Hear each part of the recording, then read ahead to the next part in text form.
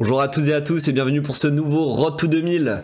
Il y a 2 jours, j'ai affronté Pierre Blanchet classé 1290.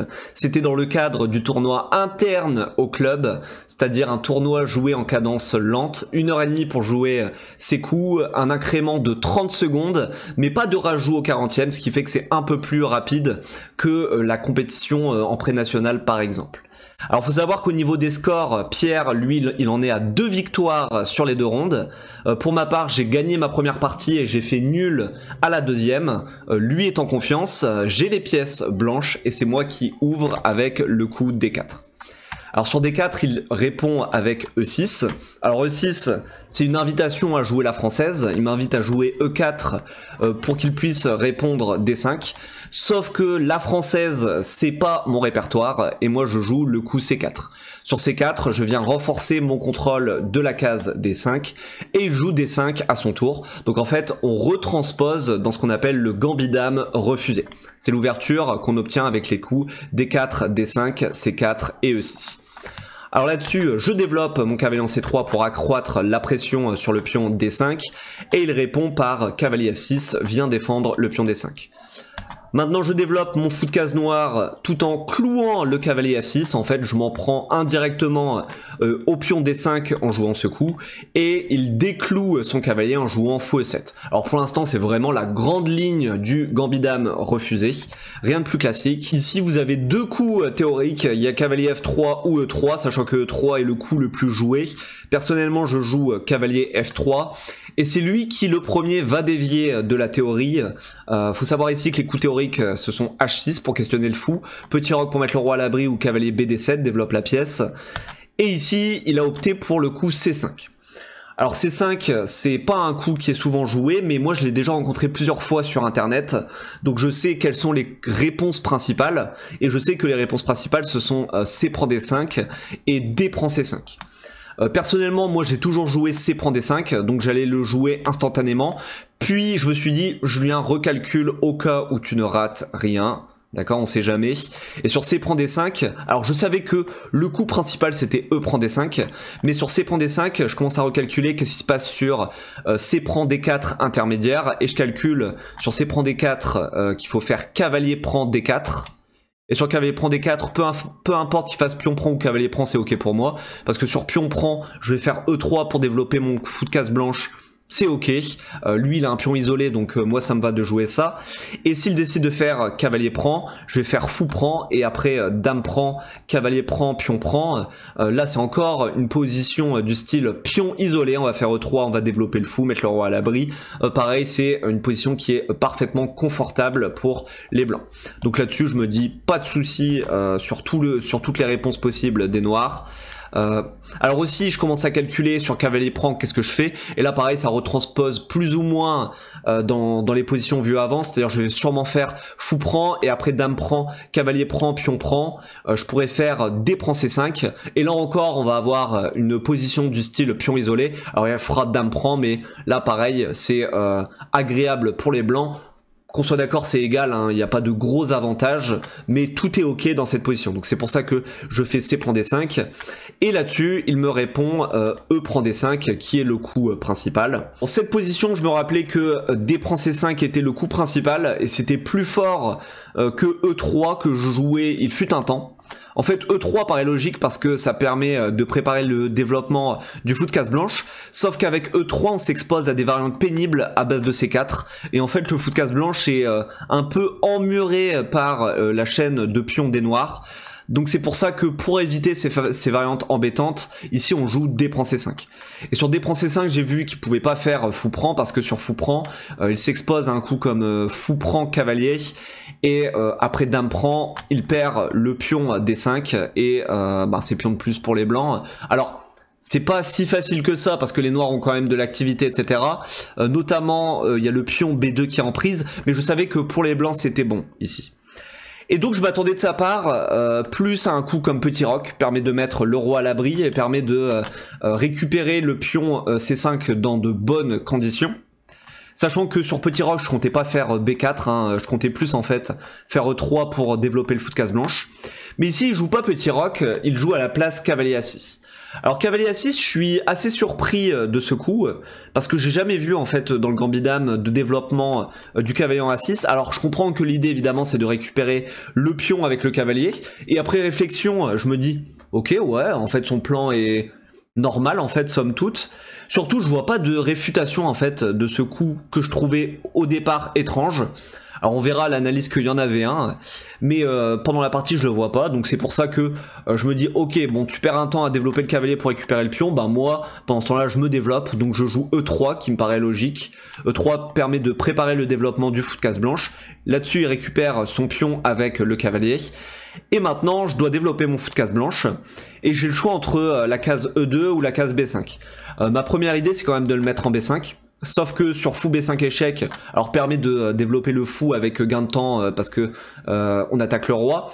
Sauf qu'en fait sur ça je vois qu'il aurait sûrement fait fou D7 et je me dis ok Julien, est-ce que t'es prêt à échanger ton fou de case blanche contre le fou de case blanche des noirs, sachant que ton fou c'est le bon fou. C'est le bon fou parce que ma chaîne de pions est sur noir, et lui c'est son mauvais fou. Son mauvais fou parce que sa chaîne de pions entre guillemets est sur blanc. Et la réponse est simple, c'est non en fait, parce que c'est mon bon fou, c'est son mauvais fou. Échanger mon bon fou contre son mauvais fou, j'ai pas envie. Donc, fou B5 échec, je voyais pas trop l'intérêt. Donc en fait, je me rabats plus sur fou E2, sauf que bah on voit en fait que mon bon fou, il fait un peu la tête en E2. Donc c'est quand même un coup assez triste que je joue la mort dans l'âme, comme on dit. Mais bon. Il joue Petit Roc pour mettre le roi à l'abri, je joue aussi Petit Roc pour mettre le mien derrière la chaîne de pions, et maintenant il joue B6.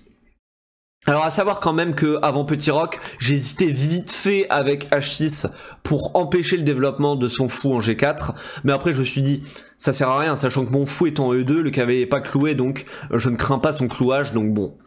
Et là-dessus, je joue Petit Roc, il joue B6, et je me dis, ok, t'as bien fait de pas jouer H6, parce que de toute façon, il comptait pas mettre son fou en G4. L'idée de B6, évidemment, c'est de mettre son fou sur la plus grande diagonale de l'échiquier.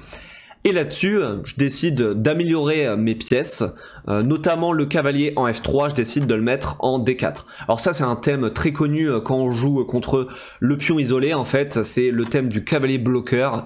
Je me dis que ça peut pas être un mauvais coup, j'améliore le cavalier, je bloque le pion isolé, donc je joue assez rapidement ça. Et je commence à réfléchir à la possibilité de mettre le fou en F3 aussi. Là-dessus, il met son fou sur la plus grande diagonale de l'échiquier, en même temps il vient soutenir le pion isolé, donc un coup assez logique somme toute. Et maintenant que c'est à moi de jouer, je commence à réfléchir, première idée que j'ai, je me dis, ok, il y a moyen de venir taquiner le fou de case noire via la case F5. Mais je me dis, ok, t'as bougé le cavalier pour le mettre en bloqueur, est-ce que ça vaut le coup de venir attaquer le fou ? Et finalement, je le fais pas, je décide en fait plutôt d'essayer d'améliorer les autres pièces, et c'est pour ça que je fais fou F3. On va voir que je vais vite regretter ce choix dans la partie. Lui, il décide de répondre par cavalier E4. Sur cavalier E4, le coup principal qui me vient à l'esprit, c'est fou prend E7. Mais avant de me lancer sur fou prend E7, je calcule quand même cavalier prend E4. Mais sur cavalier prend E4, je vois qu'il a pion prend. Et après fou prend, dame prend, mon fou qui attaquait doit être replacé et probablement en E2. Sauf qu'en fait, dans cette variante, j'ai juste perdu 2 temps à placer mon fou en F3 et à le remettre en E2. Donc ça va pas du tout. Ici, les noirs ont parfaitement égalisé, voire même ils sont légèrement mieux. Ils ont plus d'espace, ils ont des pièces plus actives. Le fou est très très fort, le cavalier ici est aussi très fort. Donc clairement, je peux pas jouer ça, impossible. Donc c'est pour ça que je décide de ne pas faire cavalier prend, à la place je fais fou prend E7. Au moment où je fais fou prend E7, je réalise que j'ai pas calculé cavalier prend. Alors je garde en tête que dans une position saine, les tactiques normalement ne sont pas censées fonctionner, mais quand même j'aurais dû calculer cavalier prend. Lui marque un temps d'arrêt, et donc je me dis, oula, il est en train de calculer cavalier prend. Et donc, comme il est en train de calculer, je calcule aussi la variante, et je vois que sur cavalier prend, je fais fou prend, il a cavalier prend, et je vois qu'en fait j'ai fou prend B6. Et comme j'ai fou prend B6, cavalier prend ne fonctionne pas pour lui, pour la simple et bonne raison que mon fou attaque le cavalier non protégé. Donc c'est pas possible. Dans cette variante, il perd juste un pion parce qu'il doit récupérer le fou. Je vous montre hein, sur cavalier prend, fou prend B6.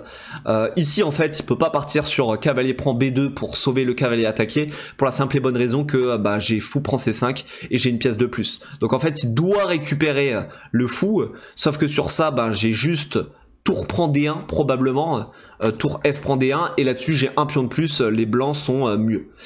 Donc la tactique ne marche pas, heureusement pour moi, mais quand même j'aurais dû le calculer. Bon, après un temps d'arrêt, il décide de faire dame prend E7, assez logique. Et maintenant qu'il fait dame prend E7, je recalcule cavalier prend, mais j'ai absolument pas envie de le faire parce qu'il a toujours pion prend et je dois replacer mon fou. Donc à la place, je décide d'activer ma tour sur la colonne ouverte. Coup très très logique en fait, s'il décide de faire cavalier prend, je vais récupérer de la tour pour ne pas isoler le pion en C3. Et là-dessus lui aussi joue un coup que je trouve logique, à savoir sa tour en D8, il vient mettre sa tour derrière le pion isolé pour le renforcer. Alors là-dessus, après un temps de réflexion, alors je réfléchis aux variantes comme cavalier F5, je me dis ok c'est peut-être chouette, je taquine la dame, mais sauf qu'en fait je vois qu'il va juste jouer dame F6, et après dame F6 il est content d'avoir amélioré sa dame, moi je dois replacer mon cavalier, donc je vois pas du tout l'intérêt de ce coup, donc j'élimine.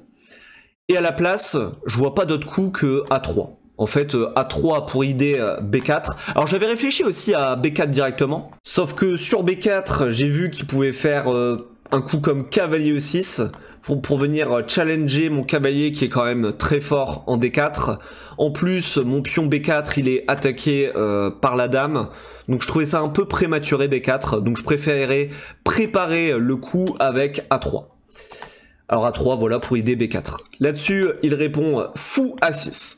Alors fou A6, c'est un coup qui me surprend pas mal pendant la partie, mais après avoir calculé ce qui se passe sur tour E1, je comprends en fait qu'il vise la fourchette en D3. Et je me dis, ah ouais, c'est peut-être fort en fait, fou A6.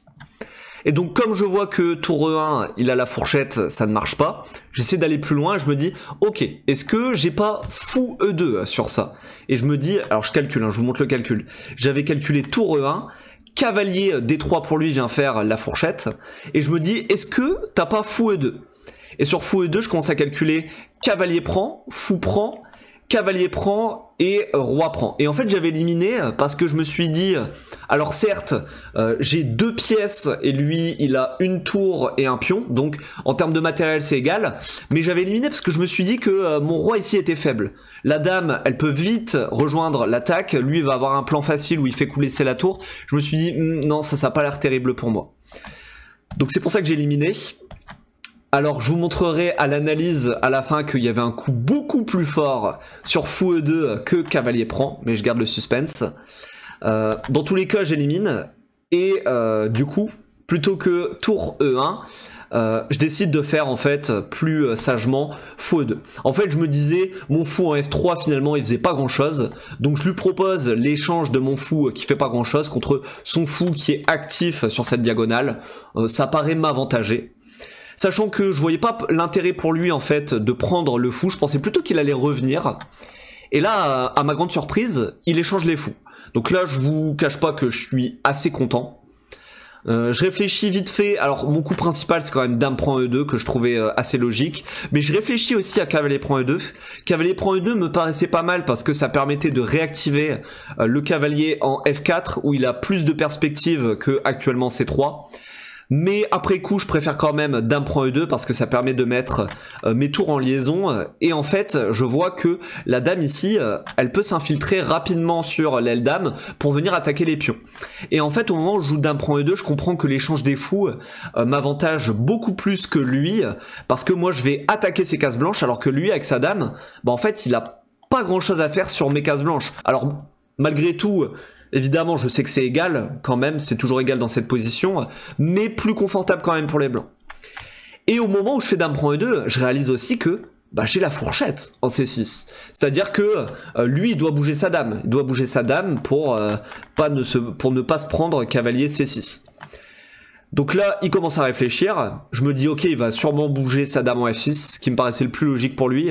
Ça permet en fait de préparer le coulissage de la tour, sûrement pour attaquer, parce que lui, son jeu est sûrement à l'aile roi.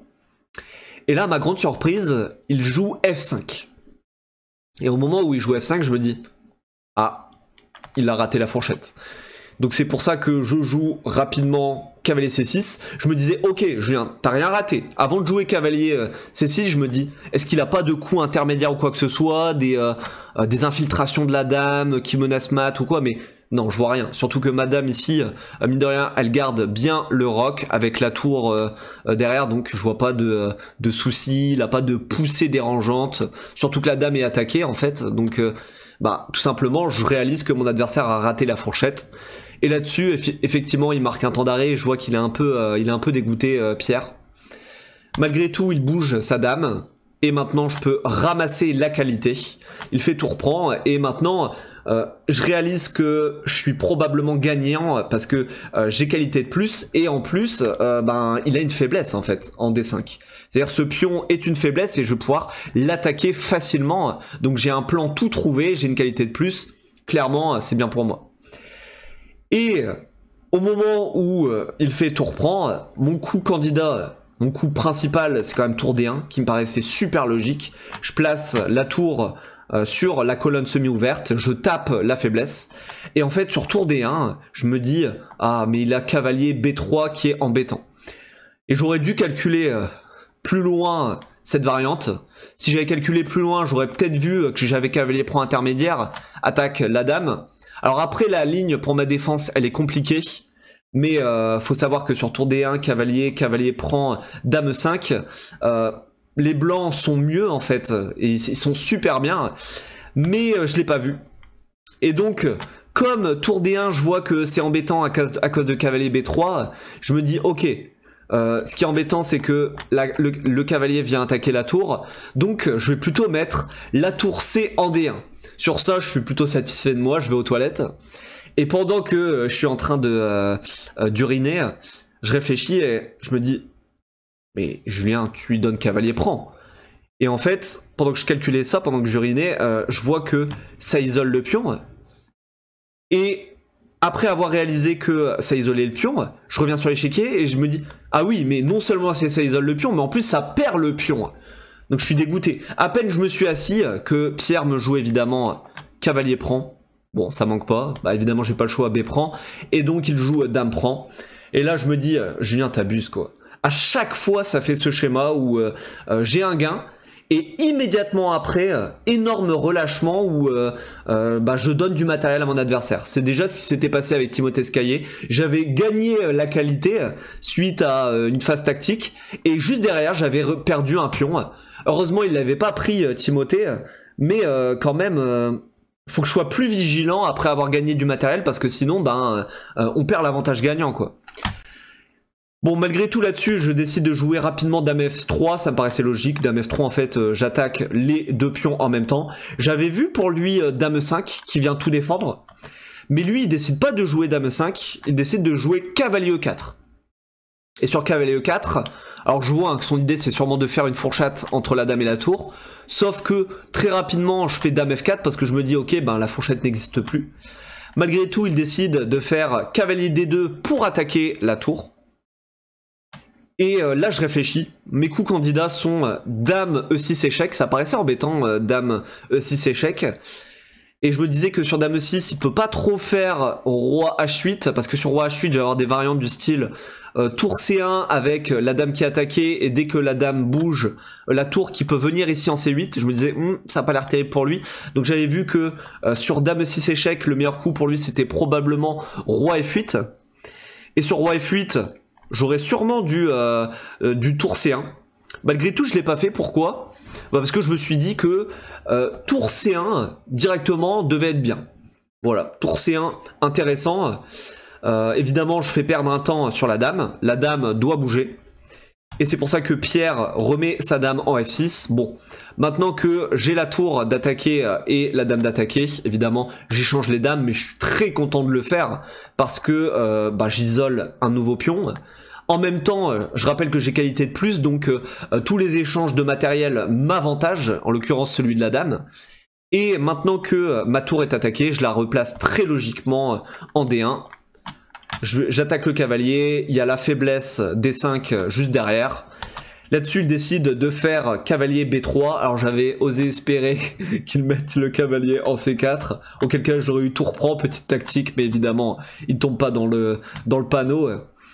Et sur ça, bon bah comme ma tour C1 est attaquée, je décide de la mettre en C7. Donc là je joue très rapidement parce que je me doute que c'est ultra gagnant pour moi. J'ai une tour ultra active sur la 7ème rangée, c'est très thématique hein, la tour sur la 7ème. En même temps je coupe le roi noir. Donc coup somme toute pas mal. Et il décide de faire D4. Sur D4, je me dis ok. Alors je voyais que sur pion prend, il comptait faire cavalier prend et menacer sûrement la découverte en E2. Mais en fait, je vois que j'ai une défense, donc je fais pion prend, cavalier prend. Et là-dessus, je vois que roi F1 en fait annule la découverte, il a plus rien. Et à l'inverse, c'est son cavalier qui est cloué. Et donc il décide de jouer cavalier E6, mais sur cavalier E6, je vois que j'ai une suite gagnante. Je décide de faire tour prend, et après cavalier prend, j'ai tour C8 qui vient clouer le cavalier. Et ici, Pierre relève la tête et il réalise que c'est ultra compliqué, que c'est perdant. Il me serre la main en signe d'abandon et je gagne la partie. Ça fait plaisir. Partie très serrée dans l'ouverture et dans le milieu de jeu. J'ai eu de la chance en fait qu'il gaffe déjà sur fou A6. C'est fou A6 parce que son fou était très bien ici en B7. Et donc je lui ai dit à la fin de la partie que l'échange des fous m'avait avantagé parce que moi je pouvais attaquer plus facilement les cases blanches. Après fou prend dame prend j'étais mieux. Et là surtout énorme gaffe, c'est quand même F5 au lieu de dame F6 pour venir défendre la case C6. Parce que là du coup il me donne la fourchette. Et sur la fourchette par contre, là vraiment je bascule gagnant l'évaluation qui a plus 2. Bon allez, on fait le bilan de partie. Bienvenue dans ce bilan de partie. J'ai joué à 92-1 et Pierre 83-2 de précision. Un elo estimé à 1950 pour moi, 1600 pour lui. Alors on voit d'après la courbe que c'est resté nul très longtemps. À peu près la moitié de la partie, et il y a sa gaffe avec la fourchette qui me laisse, qui a tout déclenché, et c'est à partir de là que je suis resté gagnant du début à la fin. Donc c'est parti pour le bilan. Donc là c'est théorique. Alors je reviendrai un peu sur les imprécisions, parce qu'elles sont intéressantes à analyser. Et là F5, c'est la première vraie erreur de la partie, parce que sur ça il me donne la fourchette. Il aurait dû jouer Dame D7, moi j'ai vu Dame F6 pendant la partie, mais c'est plus ou moins la même chose je pense. Le but étant d'éviter la fourchette en C6. Donc cavalier C6. Je gagne la qualité. Et Dame prend, et là-dessus le bilan est terminé. Ok. Alors on va revenir sur certains moments intéressants quand même de la partie. Notamment... Alors après ça, pion prend, voilà. Cavalier A6 pendant la partie, ça me paraissait très bizarre, mais je trouvais pas de réfutation, et en fait l'ordinateur a un coup très fort dans cette position. Le coup qu'il a, alors c'est pas E3 évidemment, hein, moi j'ai joué E3, mais le coup de l'ordinateur c'est E4. Alors E4, je l'avais absolument pas considéré dans cette position, et la ligne, je vais vous la montrer, mais elle est très ordinatoresque, je comprends rien à la ligne. C'est vraiment un charabia. Voilà. Ça part dans tous les sens. Cavalier prend, dame. B4 pour chasser le cavalier, il rock. Je replie mon cavalier. Enfin bref. C'est un bazar cette ligne. Il y a une autre ligne, alors je vais pas rentrer dans les détails, où je fais un moment fou prend A6, lui il fait pion prend F3, je me retrouve avec des pions doublés, mais il dit que c'est parfaitement ok pour les blancs. Là vous voyez c'est plus 1,17, donc ça veut dire que c'est très agréable pour les blancs, mais voilà, j'ai très compliqué comme ligne. Alors je vais revenir un peu, moi j'ai joué E3, cavalier prend, fou E2, cavalier.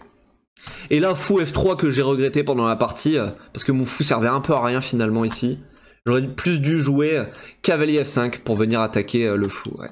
Et la suite de coups qu'il propose, c'est dame D7, cavalier prend, dame prend. Alors après ça, fait cavalier bon, E4, fou prend. Ah mince, j'ai eu un bug. Donc fou prend, dame prend, tour C1, tour A3. Et là fou A6 qui est une imprécision. Et moi mon coup en fait c'est une imprécision aussi. En fait ici je l'ai pas vu, mais plutôt que ça j'avais déjà la fourchette en fait ici. Mais pareil la ligne elle est compliquée. Alors je vous montre un. Sur ça, hop, la ligne, dame D7, cavalier prend, fou prend, cavalier prend, pion prend. J'échange les dames. Alors là vous allez voir la ligne elle est fabuleuse. Voilà fou ici. Et là il joue fou C8, je trouve ça très artistique, c'est beau. En fait s'il fait tour prend, j'ai cavalier prend la fourchette. Et encore non j'ai même pas ça. Enfin bref c'est une ligne de fou en fait. Sur... Attendez, je reviens juste là, fou C8. Je trouve ça magnifique ce coup, fou C8. Vas-y, je te donne mon fou, sauf que sur tour prend... Ouais, si. Sur tour prend, en fait, j'ai cavalier échec. Hein. C'est magnifique. Stockfish, c'est de l'art, en fait. C'est de l'art qui fait. Donc voilà pour le bilan de partie. J'espère que vous avez aimé cette vidéo, n'hésitez pas à me le dire en commentaire. Abonnez-vous à la chaîne si c'est pas encore déjà fait, mettez des commentaires, des pouces bleus, tout ça, n'hésitez pas. Je suis avec Chouchou pour la conclusion de vidéo, c'est fabuleux. Rendez-vous pour une nouvelle vidéo, à la prochaine, ciao ciao.